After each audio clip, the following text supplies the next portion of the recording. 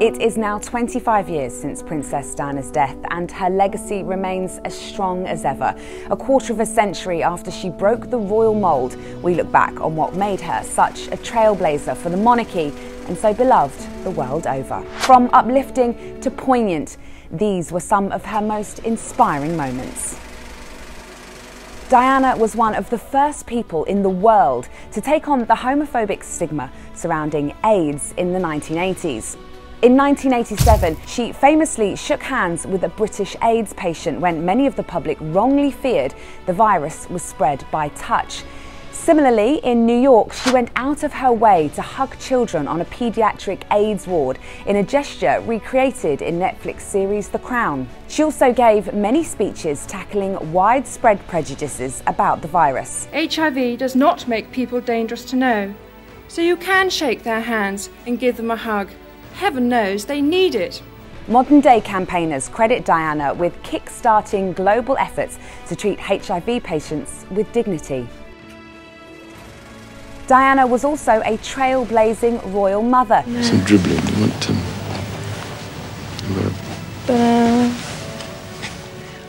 She accompanied Harry and William on the school run and even took part in sports days. Her hands-on, doting style in public was remarkably different to anything the British public had seen before. She frequently eschewed nannies and bodyguards and took her sons to amusement parks and McDonald's to try and give them as normal a childhood as possible. Many believe she redefined royal motherhood, and much of her style lives on in the parenting approaches of William and Harry. Perhaps the most famous image of Diana is her walk beside a minefield in Angola in 1997. The princess had to don protective gear to walk through a narrow lane that had been cleared of explosives. Charlie is behind you. He's going to come in here, place the charge next to the mine. Charlie. By this time, the princess had separated from Charles and was renowned for her campaigning, frequently visiting war zones around the world. But the image of her putting herself in danger won her a legion of new fans. She died just a few months before the UN voted to ban landmines. The dress Diana wore to the 1994 Vanity Fair party at the Serpentine Gallery in London is one of her most iconic looks of all time. On the same night, her estranged husband Charles's admission of adultery was broadcast on television. But instead of hiding away, Diana chose to wear a very unregal, off-the-shoulder black silk evening dress. It was interpreted as a message to the world that she would not be meekly shuffling out of the public eye. Her appearance was followed by triumphant headlines, including the thriller He Left to Woo Camilla, and she has now been credited with giving birth to the phrase revenge dress. We're used to seeing William and Kate and Harry and Meghan crouch down to speak to younger royal fans, but Princess Diana was the first to take herself down to children's eye level and in fact led the way with her physical interactions with the public. The reason Diana crouching was so unusual was because of the belief that those in the United Kingdom should show deference to the royal family.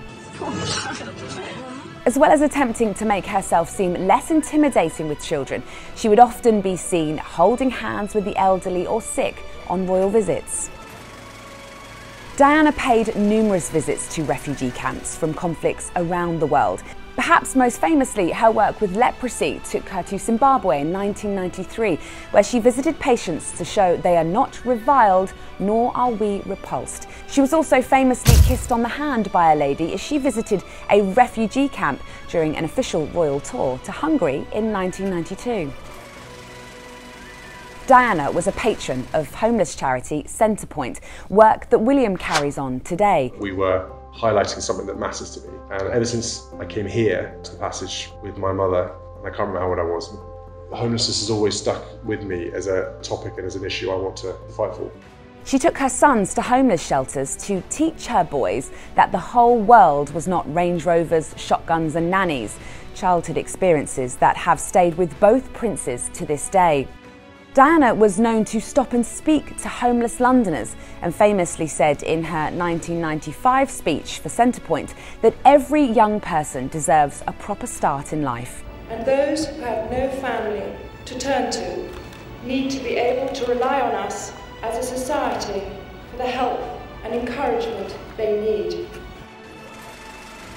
The public has always loved those royal balcony moments, and Diana made regular appearances with young sons Harry and William. Perhaps her most famous appearance of all came after she married Prince Charles in July 1981.